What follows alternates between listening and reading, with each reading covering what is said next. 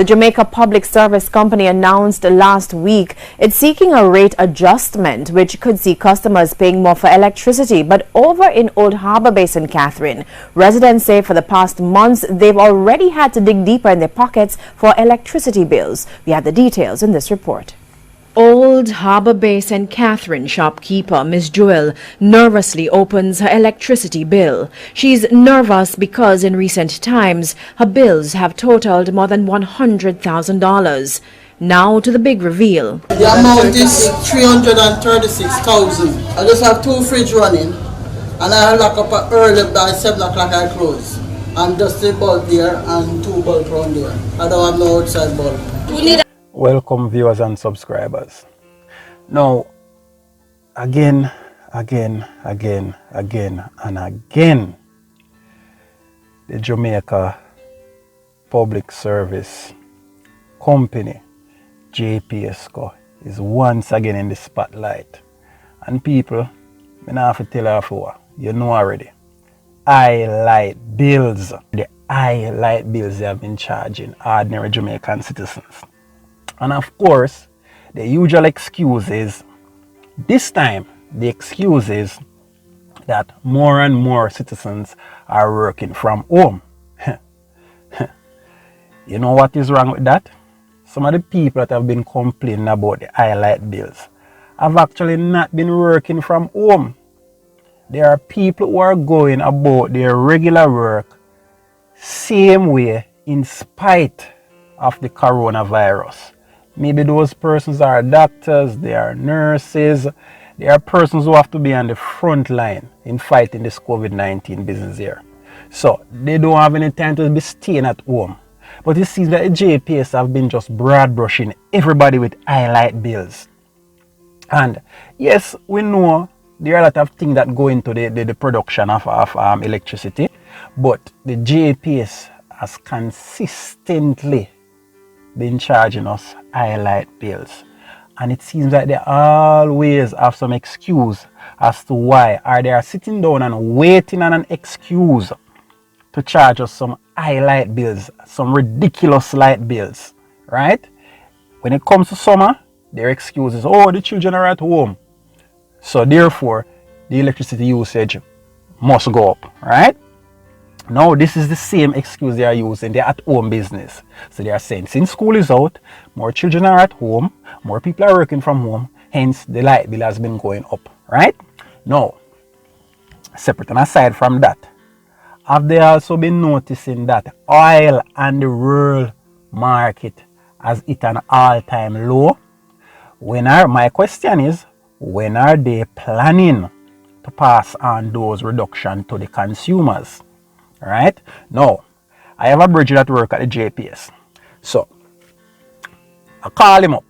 No, him call me up and we have a conversation. So I was just saying to him that, you know, sir, if him company, him work with the company, him go defend the company practice. I don't wrong him to do that because the company put food on him table. So it's natural for him defend the company policies. So I say, alright, but just want to know one thing from you.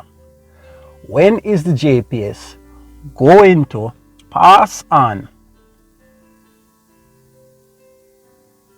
the drop in oil prices to the consumer? When is the JPS? When are we going to see a drop in our electricity bill?